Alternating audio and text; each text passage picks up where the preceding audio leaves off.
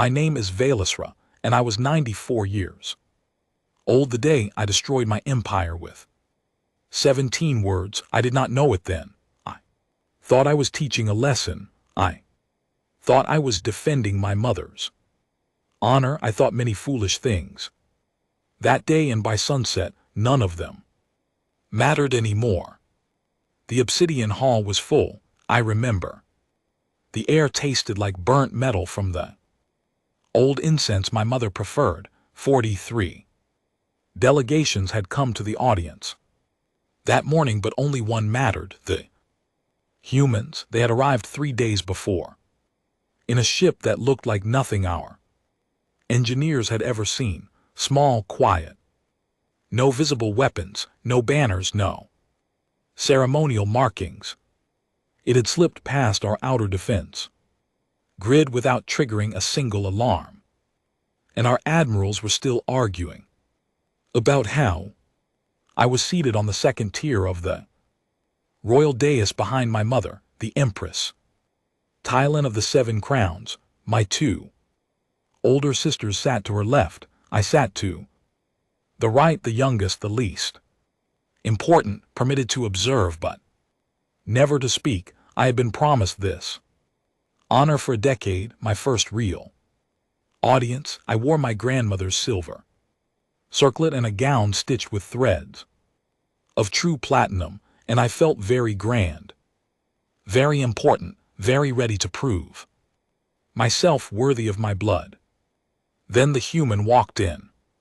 His name was Director Harold Pike. He was old by human standards, maybe 60 of their years, with gray hair cut short in a plain dark suit that had no decoration of any kind, no sash, no medal, no crest.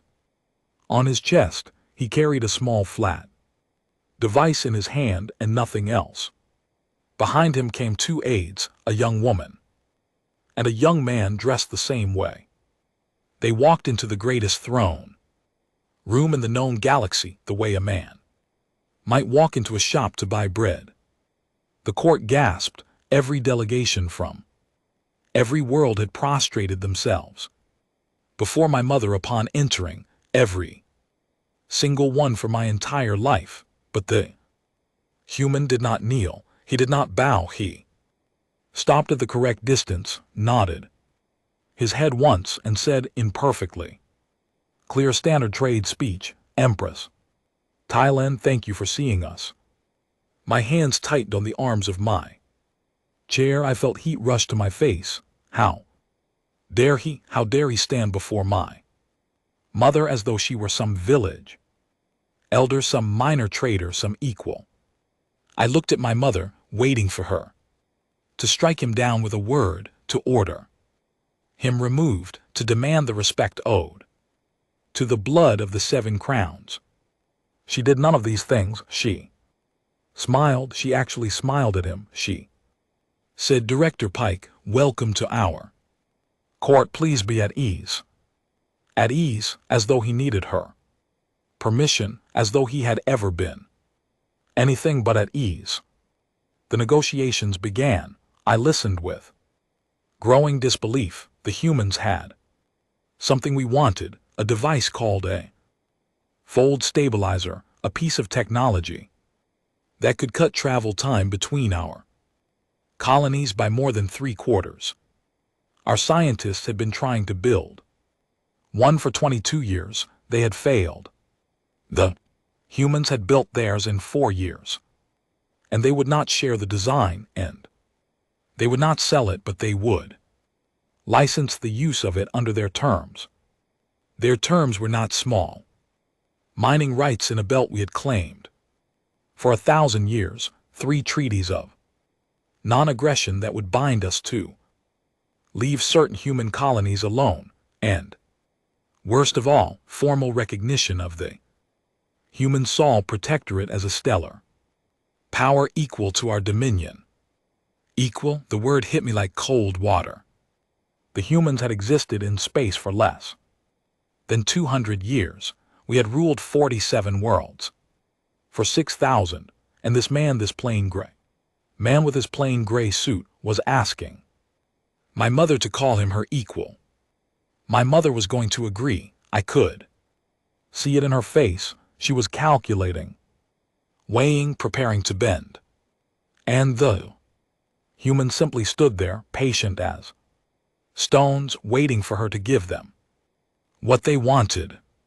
Something inside me broke. I do not know how else to describe it. It was not a thought. It was not a plan. It was the pure, hot, stupid pride of a girl who had never once in her life been told that her blood did not make her the most important person in any room. I stood up. I stepped forward. I spoke.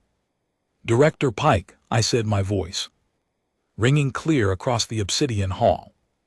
"You will show proper respect to the Empress of the Seven Crowns, or you will be reminded of your place by those better suited to teach you." The silence that followed was the longest silence of my life. My mother did not turn to look at me. She closed her eyes. I remember thinking in that small moment that she looked very tired. I did not understand why. Director Pike turned his head slowly. He looked at me, really looked for the first time since he had entered the hall. His eyes were pale, flat gray, and they held no anger, no insult, nothing at all. He looked at me the way a man might look at a piece of furniture that had unexpectedly begun to speak. Then he looked away. He turned back to my mother. He picked up his small, flat device from the table before him. He tucked it into the inside pocket of his suit. He nodded to his two aides, and without saying a single word, without any show of anger or any gesture of protest, he turned and walked toward the great doors of the obsidian hall. I stood there frozen, waiting for him to stop, waiting for him to turn back, waiting for him to respond, to apologize, to do anything at all that would make sense of what was happening. He did not stop. He did not turn. The great doors opened before him, and he walked through them, and his two aides walked behind him, and the doors closed. The silence in the hall grew heavier. I could hear my own breathing. I could hear the soft rustle of my mother's robes as she lowered her head. I was still standing. I was still waiting. I was, in some part of my mind, still certain that this was a small thing, a misunderstanding, a moment that would pass. I was certain my mother would turn to me and praise me for defending her honor. I was certain the other delegations would nod in approval. I was certain with the beautiful certainty of a 94-year-old girl who had never been wrong about anything because no one had ever dared to tell her she was. My mother raised her hand, a single gesture. The audience was over. The delegations rose in confused silence and began to leave. No one looked at me.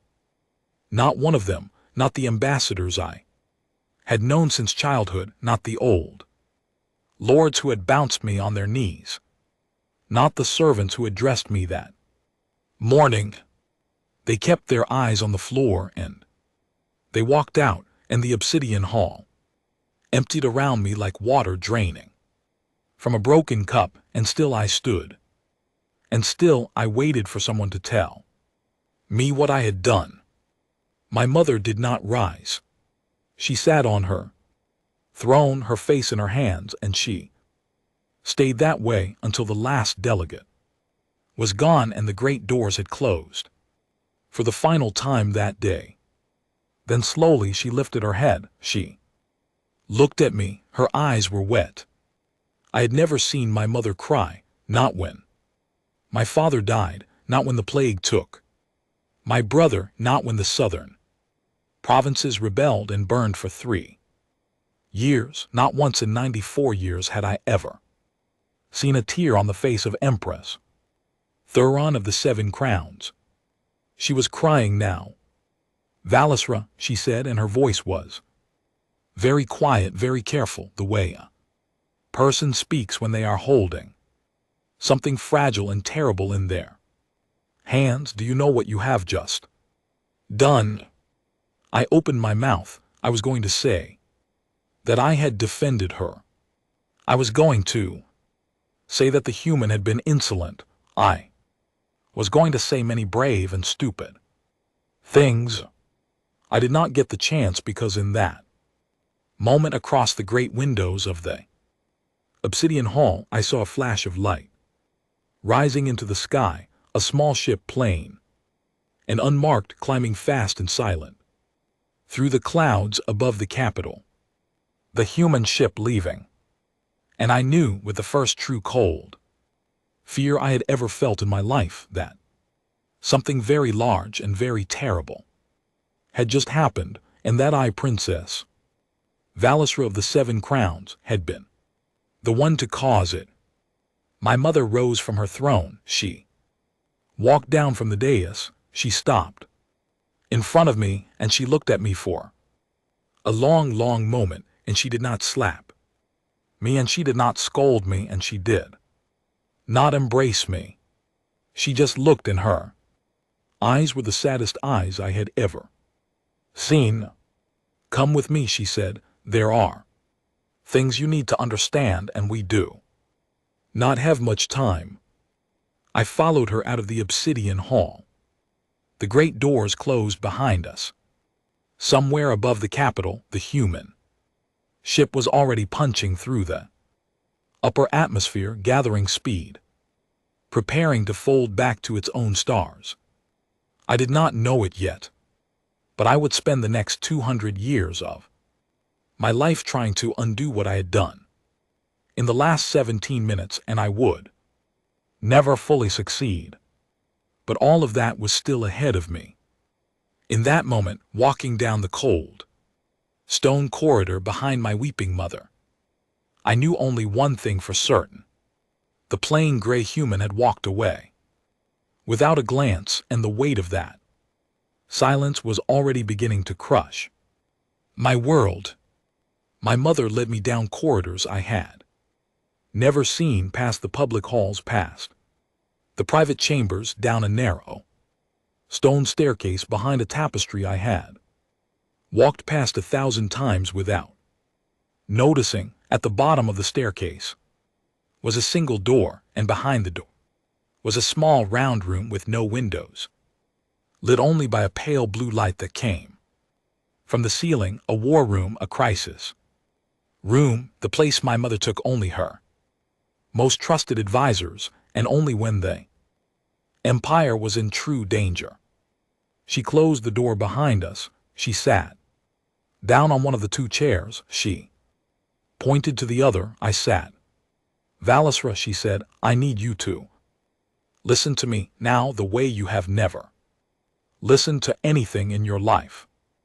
I need you to listen with your whole heart, because if you do not understand what I am about to tell you, our dominion will not survive your generation. I wanted to argue. I wanted to defend myself. I wanted to say 100 things. I said nothing. There was something in my mother's face that I had never seen before, and it closed my mouth for me. The humans, she said, are not what you think they are. They are not a young species. They are not a small species. They are not a species we can intimidate or command or teach. They are something new, and the galaxy is still learning what they are, and your ignorance of this fact has just cost us everything. She stood up. She began to pace. Her hands were shaking. Do you know what they do, Valisru, when they are insulted? They do not shout. They do not fight. They do not even protest. They simply leave, and they do not come back ever. I frowned. Then we have lost nothing. Let them go. We will find our fold stabilizer elsewhere, or we will build our own, and if they dare to return. My mother turned on me so fast I flinched. There is no one else, Valisru. There is nowhere else. No other species has built what they have built. No other species can build it. Our scientists have tried for 22 years and failed. The Varith have tried for 30 and failed. The Kelvash tried for 60 years, and when they finally gave up, they offered the humans 3 planets and a royal marriage for the license. The humans refused. Do you know why? I did not know. I shook my head. Because 80 years before that, a Kelvash governor insulted a human merchant in a market. Just a merchant, a man selling textiles, nothing important. The governor called him a name, and the humans remembered. For 80 years they remembered, and when the Kelvash finally came begging, the humans said no, and the Kelvash are now a minor power scratching at the edges of the galaxy, selling off their moons to pay their debts. I felt cold. I felt very cold. The Ruathi, my mother continued, executed a human researcher 90 years ago. A mistake, a misunderstanding about a law the researcher did not know he had broken. The humans did not send a fleet. They did not send a protest. They simply closed the Sol Gate to all Ruathi traffic. Just that. No trade, no travel, no communication. The Ruathi lost access to 3 of their own colonies because those colonies could only be reached by human fold routes. Within 40 years, 2 of those colonies had starved. Within 60, the Ruathi conquered, had collapsed. The humans never fired a shot. But I whispered, that is cruelty. That is patience, Valestra. That is what patience looks like in a species that lives short but remembers long. They do not punish us the way we would punish. They do not rage. They simply close their doors and they wait, and they watch us fail without them. I sat very still. My hands were cold in my lap. I remembered the gray eyes of Director Pike, the way they had looked at me and then looked away. I remembered the quiet way he had tucked his small device into his coat. I remembered the closing of the great doors. What have I done? I asked. My voice did not sound like my own. My mother sat back down. She took my hands in hers. Her hands were warm. Mine were ice. You have told the most powerful civilization in this arm of the galaxy that we consider them beneath us. You have done this in front of 42 other delegations. By sunset tomorrow, every court in the Dominion will know. By sunset next week, every human on every human world will know, and the humans will do what they always do. They will walk away. They have already begun. I began to shake. I could not stop. My mother held my hands tighter. Listen to me. We will try. We will send apologies. We will send envoys. We will offer concessions. But I must tell you, daughter, with the honesty I have never given you before, because I loved you too much and spoiled you too long, it will probably not be enough. Not in my lifetime, perhaps not in yours. The humans have walked away from greater insults, from greater powers, and they have not come back for centuries. What you have done today, in those few seconds when your pride was louder than your sense, may take 200 years to repair. It may never be repaired at all.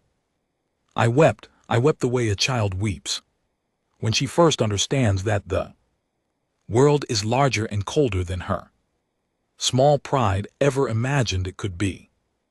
My mother held me, and she wept with me. And for a long time there was no sound in that small blue room except the sound of 2 proud women learning, too late, what pride had cost them. When I could speak again, I asked her what I should do. She looked at me with eyes full of love. and sorrow and a strange, distant hope. You will help me try, she said. We will send every envoy we have. We will offer everything we can offer, and if they refuse us, as I believe they will, then you will begin to do the only thing that may ever matter. You will begin to learn. Learn what? Learn what you should have learned before you ever spoke today, what they are, who they are, why they are the way they are. If there is any hope for our dominion in the long centuries ahead, it will come from a Valisra who has learned what she did not know today, not the princess who stood in the obsidian hall, a different Valisra, a better one. I nodded. I did not trust my voice. She rose. She kissed my forehead the way she had not done since I was a child. Go to your chambers, rest. Tomorrow the work begins, and it will be long, and it will be hard, and it will probably break your heart many times before it is done. It did break my heart many times. The first break came 3 days later. My mother sent her most senior envoy to the human liaison ship that still orbited our capital, a formal delegation bearing an apology sealed with the imperial crest. The envoy was refused audience. The ship departed that same evening. It did not respond to any further communication. 2 weeks later, a diplomatic packet arrived from the Sol Protectorate. It contained a single page. It read in polite and careful language that all negotiations between the Terran conquered and the dominion of the 7 crowns were suspended for a period of review. It did not say how long the review would last. It did not say what would end it. It was signed by Director Harold Pike. The second break came 6 months later, when we learned that the humans had signed a fold stabilizer licensing agreement with the Vareth Combine. The terms were better than the ones they had offered us. The Vareth ambassador, an old and tired woman named Keshla, had knelt in formal apology to Director Pike for an unrelated insult her grandfather had offered to human trader 80 years before. The humans had accepted her apology. They had shared their technology. The Vareth, who had been our equals for 1,000 years, began to pull ahead of us that year. They have never stopped pulling ahead. The third break came slowly over many years, our tributary systems watching our ships grow slower while Vareth ships grew faster, began to question why they paid us tribute. 2 rebelled outright. Within a decade, 4 more drifted away. In the decades that followed, our empire, which had been 47 worlds on the morning I stood up in the Obsidian Hall, was 38 worlds by the time I turned 120. The fourth break came when my mother died. She was very old by then and very tired, and the last thing she said to me was, keep trying, keep learning, do not give up. I promised her I would not. I kept that promise. It was the hardest promise I have ever kept. And through all of it, I was the princess who had lost the humans. The whispers followed me through every hall, every banquet, every council meeting. No one said it to my face. No one needed to. I could see it in the way the eyes slid past me, in the way the conversations grew quiet when I entered a room, in the way my sisters stopped inviting me to their celebrations. I became slowly a ghost in my own palace.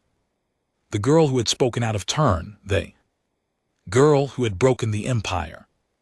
I came to accept it. I had to. It was true. What I could not accept, what I would not accept, was that my mother's last wish should die with her. She had told me to learn, so I would learn, and I Would keep learning, no matter how long it took and no matter how much it cost me and no matter whether anyone else in the galaxy ever knew that I had tried.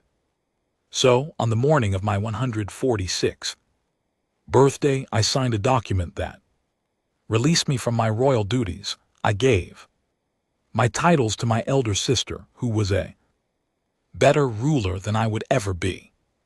I took a new name that I will not write here because it does not matter. I packed a small bag, I boarded a civilian transport, and I left the capital of the 7 crowns for a planet I had never seen, a small wet world at the edge of human space, to study at a human university the subject of xenopolitical ethics as an ordinary student with no crown and no servants and no one anywhere who knew who I had been.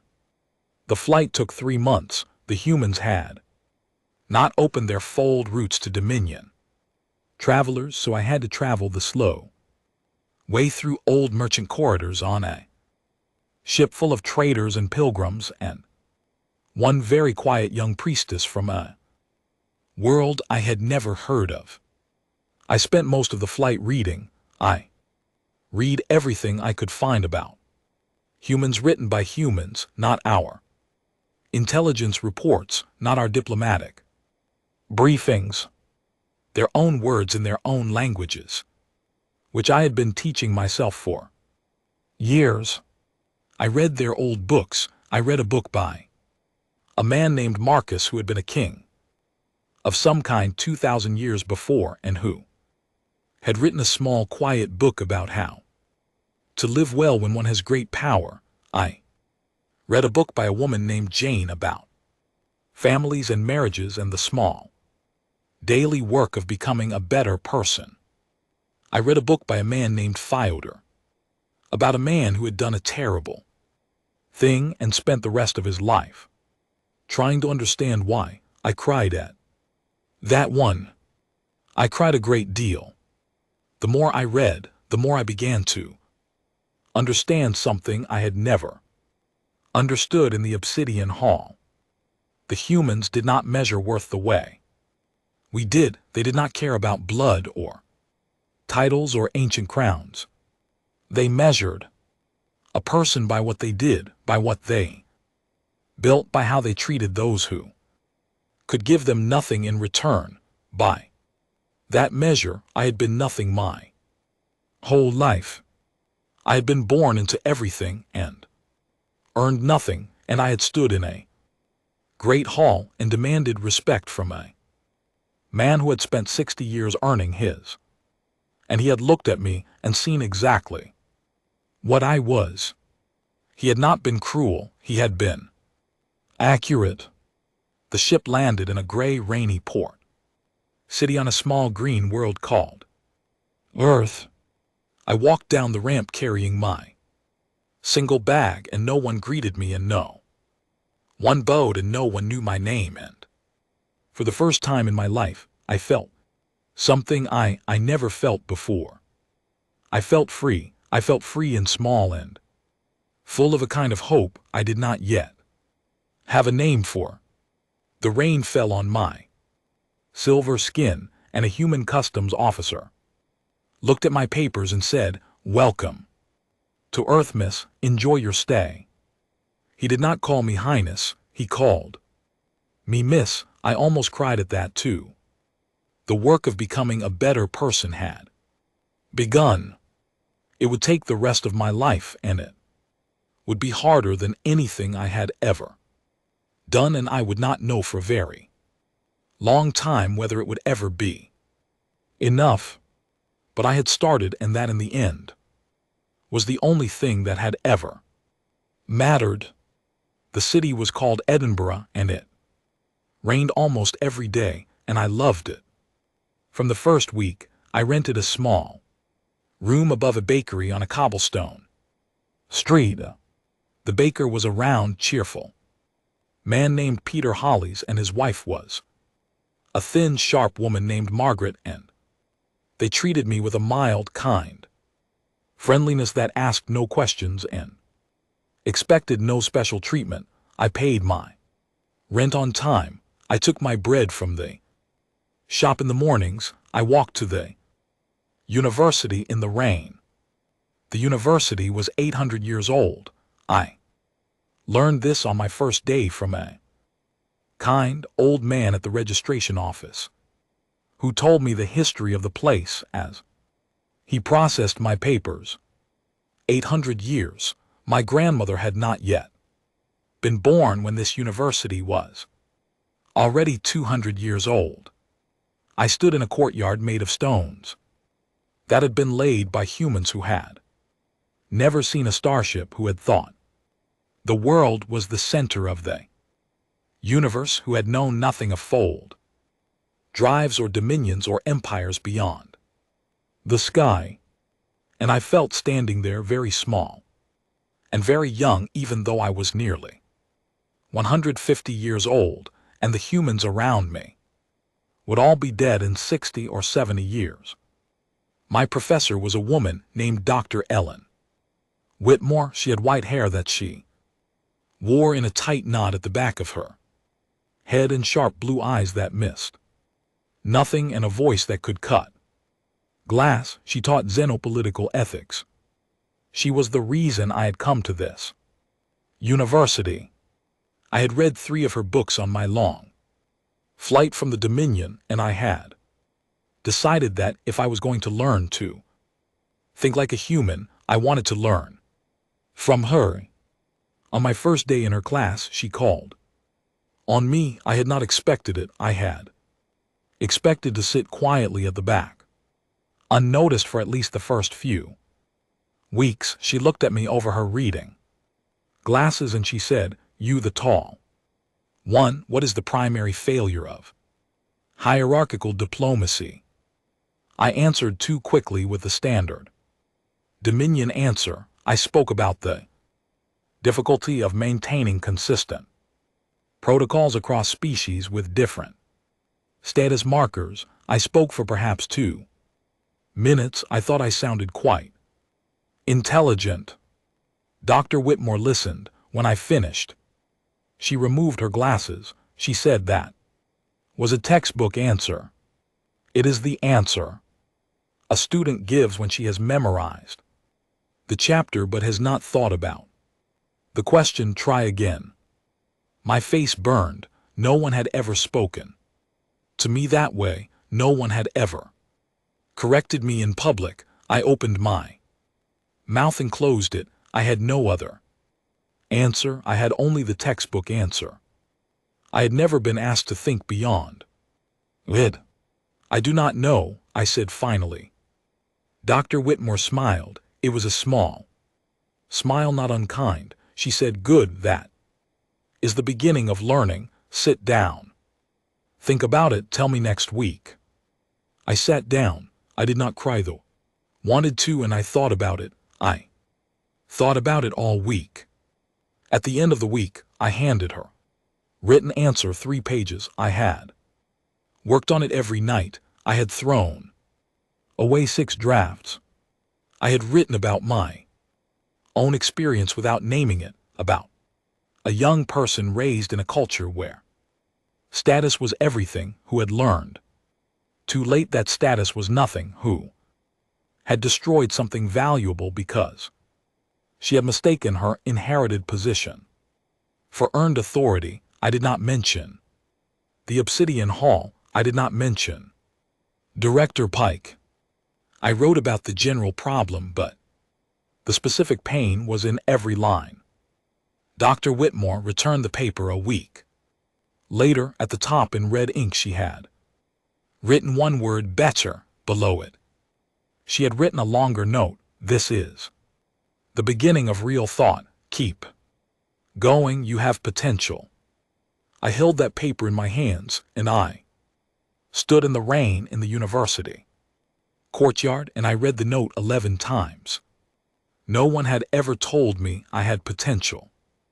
I had been told I had blood. I had been told I had titles. I had been told I was beautiful and noble and destined for greatness.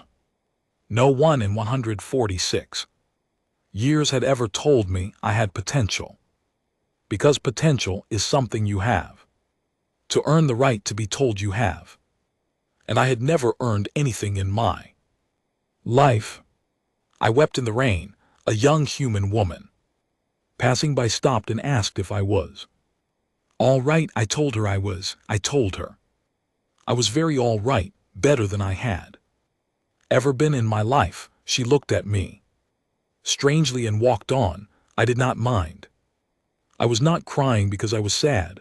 I was crying because someone had finally told me I had potential, and because I believed her, and because I was going to prove her right. I made friends slowly.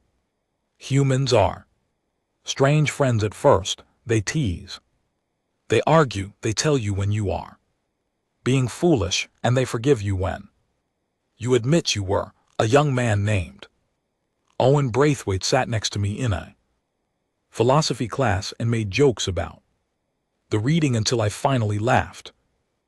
Young woman named Priya Desai, who was studying human history, invited me to a student gathering at a pub called the Queen's Arms. I did not know what a pub was. I went anyway. I drank something called ale. I did not like it. I liked the people. They sang songs and argued about politics and teased each other, and no one asked me what my bloodline was, and no one cared that I was taller than them and silver-skinned and from a world they had never visited. They asked me what I thought of the reading.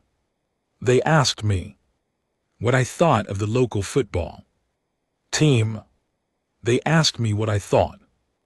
No one had ever asked me what I thought.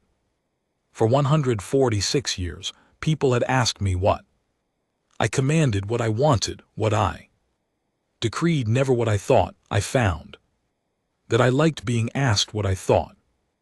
I found that it made me think more carefully, because when people ask your opinion and will argue with it freely, you cannot be lazy about your opinions anymore.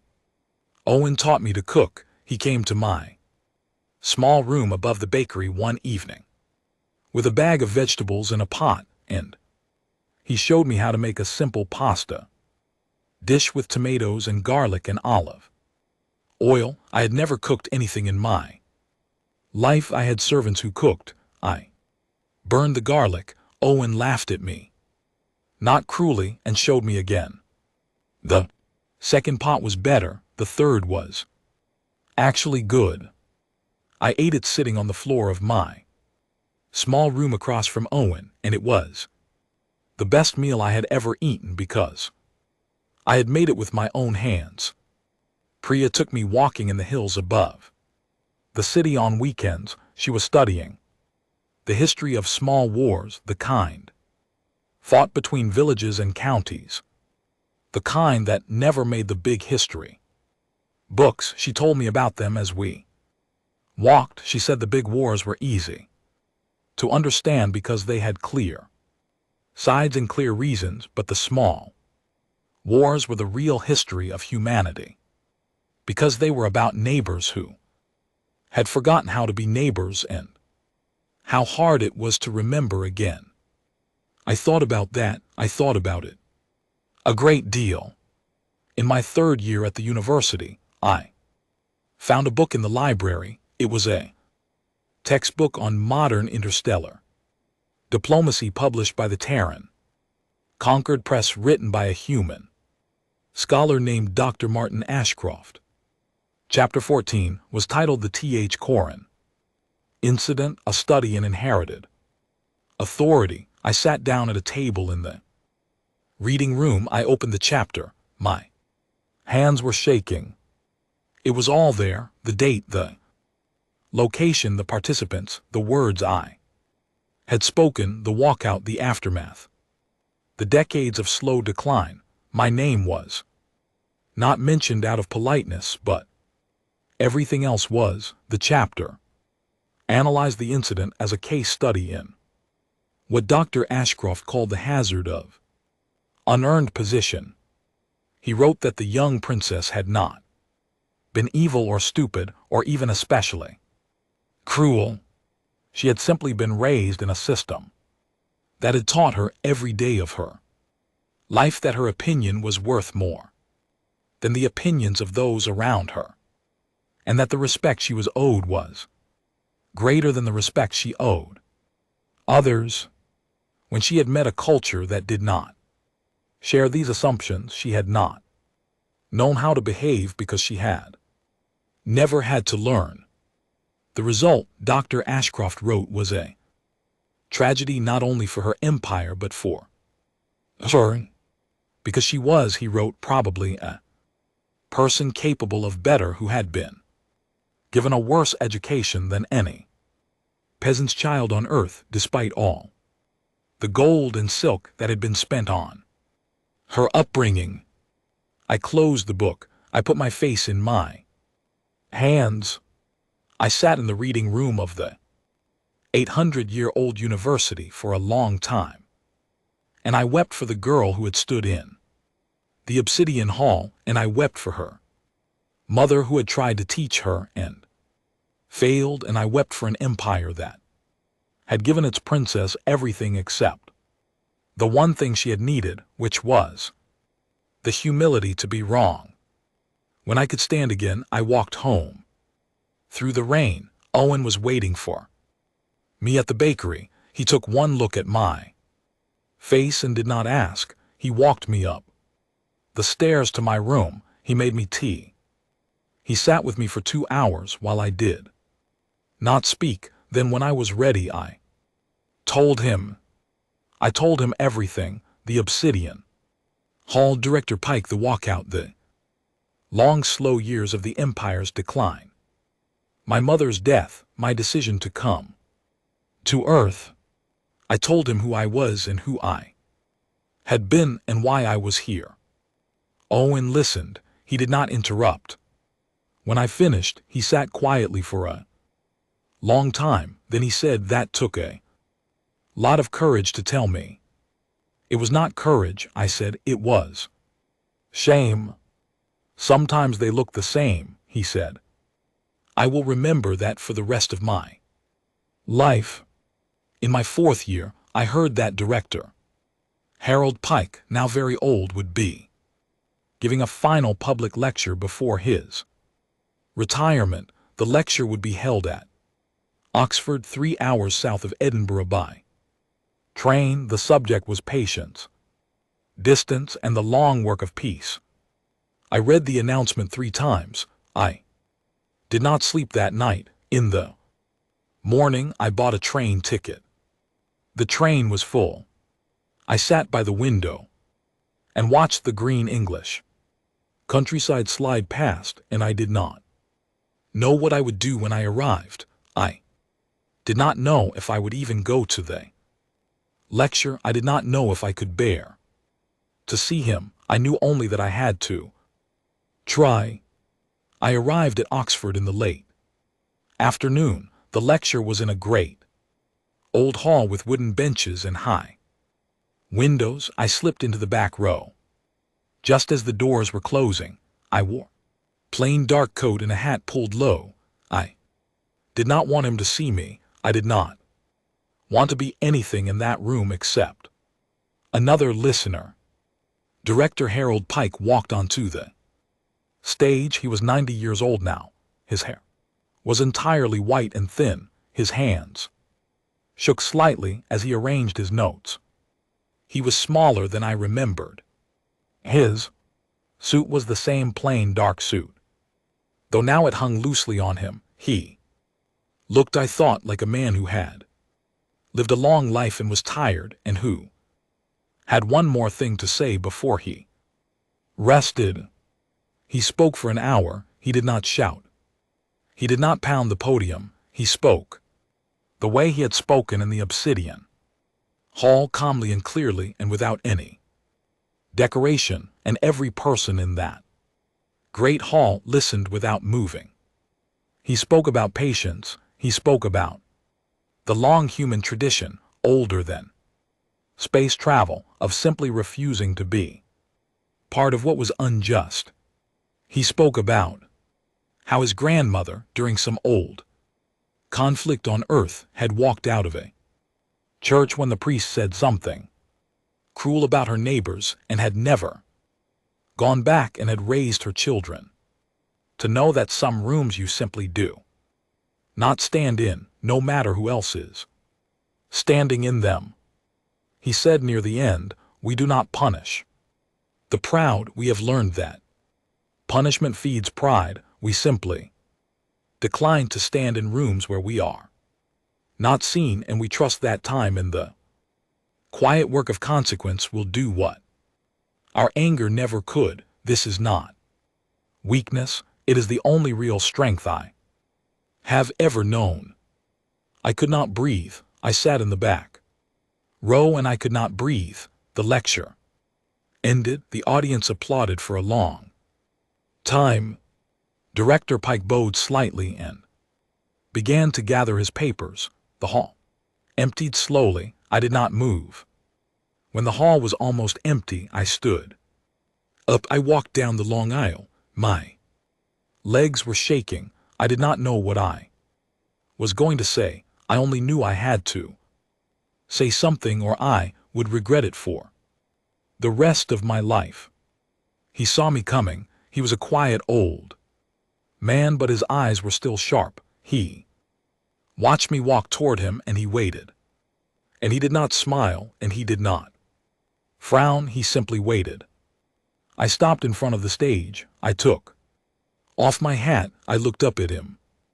Then I did something no princess of the 7 crowns had ever done for any being not of the royal blood. I knelt, not the formal kneel of ceremony, with one knee in a straight back, the full kneel of a person who has done a great wrong and has spent 50 years trying to become worthy of saying so. Both knees on the stone floor, my forehead almost to the ground, my hands open at my sides. I said in a voice that shook very much, Director Pike, I am the princess who spoke out of turn. I am the girl from the Obsidian Hall. I have spent 52 years of my life trying to understand why you were right to walk away. I do not ask forgiveness. I have not earned the right to ask. I ask only that you know I understand now. I am sorry. The hall was very quiet. I could hear my own breath. I could hear the old man's breath slightly labored above me. There was a long silence. I kept my head down. I did not look up. I was afraid to look up. Then I heard him move. I heard his steps on the wooden stage. I heard him come to the edge and slowly, carefully climb down the small flight of steps to the floor where I knelt. I heard him walk toward me. I saw his old polished shoes stop in front of my bowed head. He placed a thin, shaking hand on my shoulder. The hand was very light. It weighed almost nothing. It weighed everything in the universe.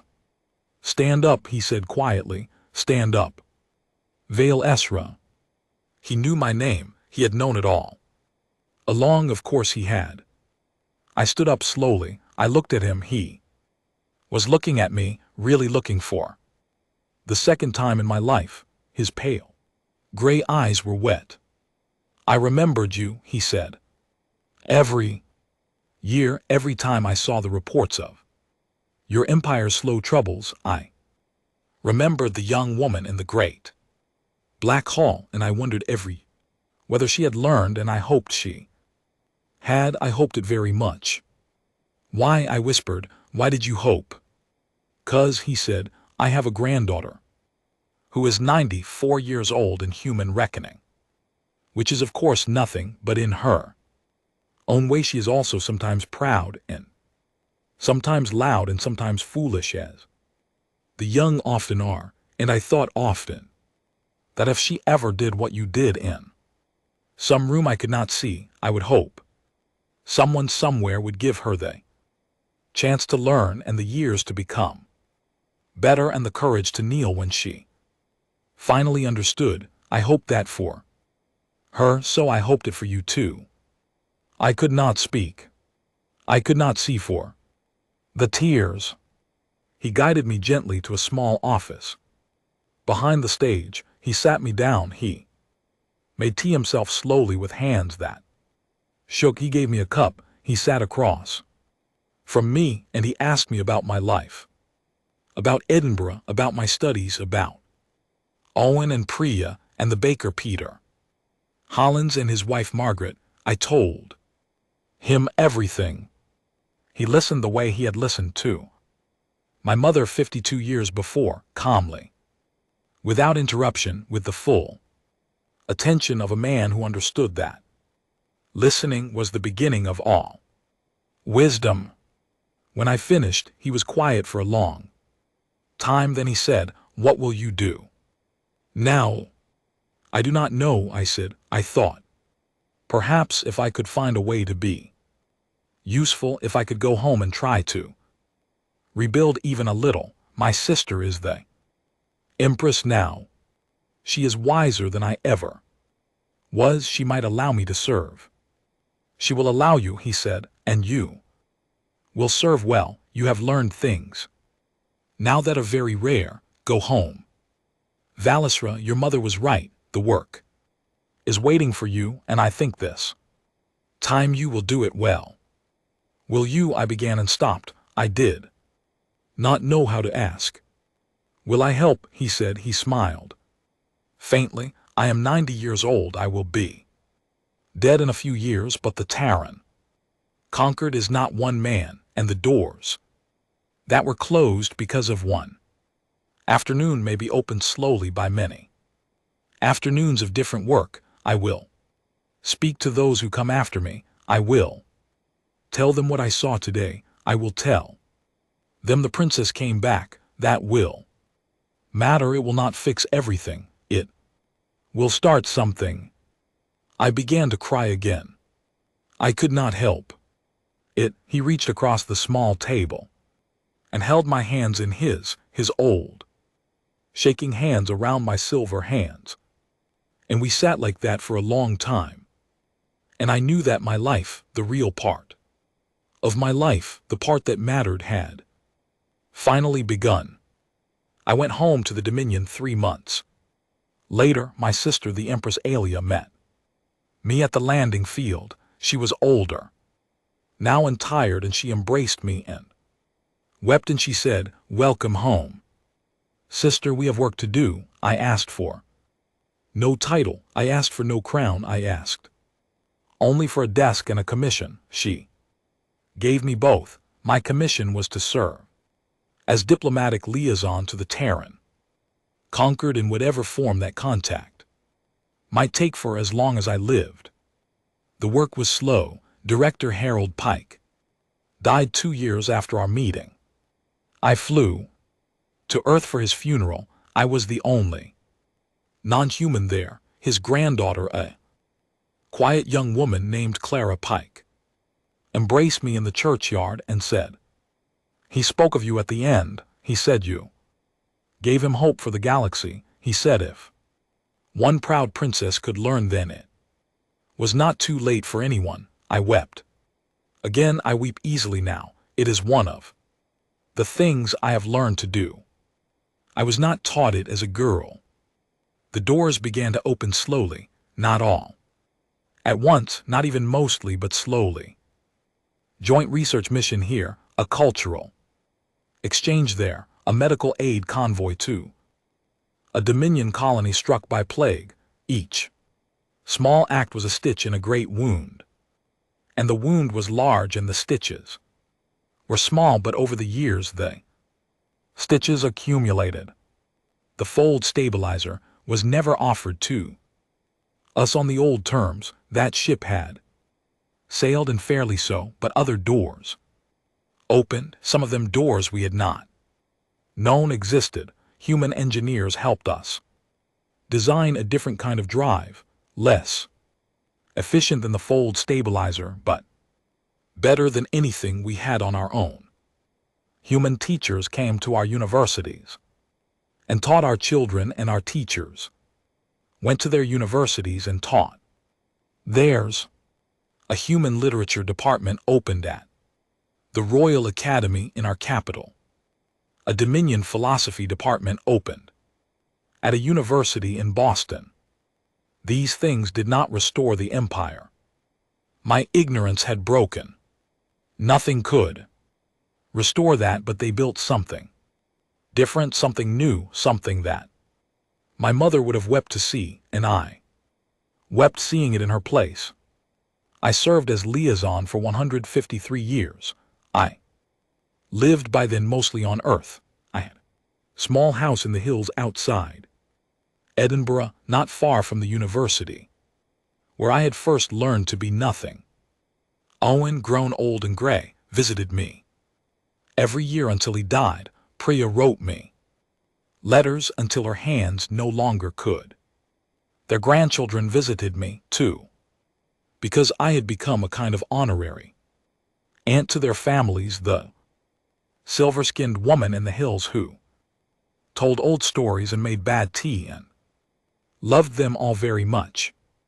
My sister Alia died. Her daughter became empress. I advised the new empress when she asked, and I did not advise her when she did not ask, because I had learned finally when to speak and when to be quiet. I'm very old now as I write these words. I'm nearly 350 years old.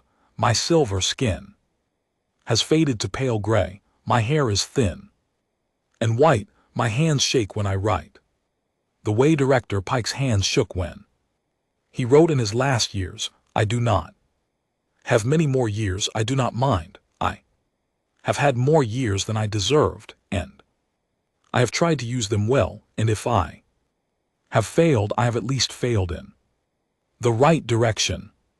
Young diplomats come to see me sometimes. Th. Corin, humans, Vareth, Kelvash, species we did not even know existed when I was a girl. They ask me for wisdom.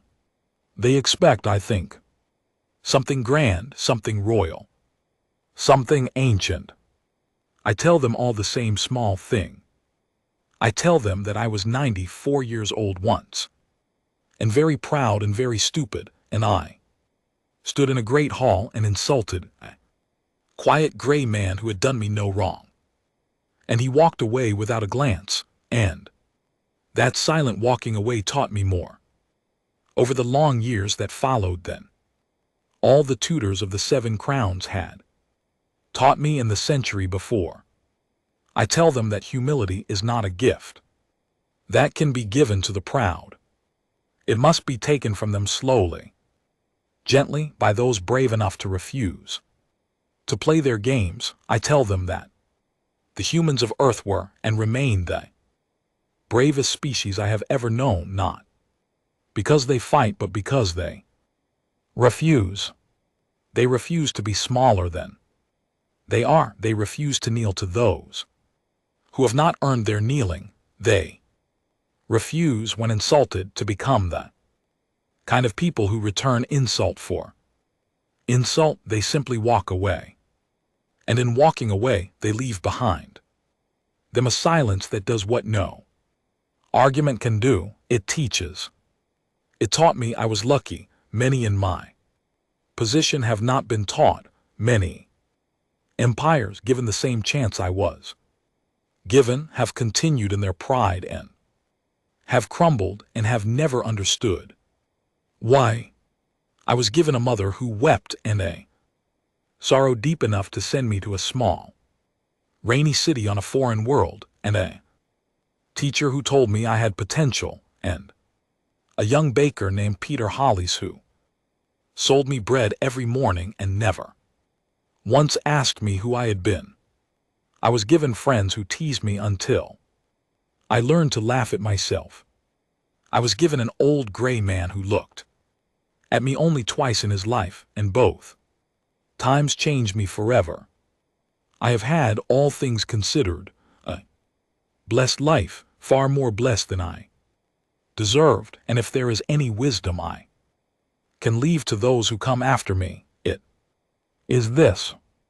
Do not be afraid to walk away from, to, not, see, you, if it's now, we must, if it's the bringing him in of future, flying, and then, if you are very fortunate, then with the bringing him in of there, so the young princess, hopeful of turn fish human to wave with having claim SHH and then Y SHH turning in that closing of grave black to SHH in that SHH small more SHH ship rising in the clouds above crouching moon SHH now for all our life we can tell there was better than the one, the princess, and the one too, and empire began to learn our last, if it needed to learn for 6,000 years. All right, peace be with you. Merry Christmas to the world in the rain with a cup of tea cooling beside me, and I am so sorry, man of the year, man of the law, man of the year, man of the star, man of the world, man freely in the air. I am only grateful, and I hold forever here at this the food. Why, great man who walked to the windows, that is walking in the waves, now wait for in the hills some thing in the hills, me for whatever fresh mouthful thing I am worth, and through me perhaps she had filled the horrible more peace than me. Yeah, like, see, that means her always more than enough. That is the whole, all my story. I have nothing else to say. I put down my pen. I looked out the window at the soft rain falling on the hills of earth, and I smiled, and I am at peace with, well,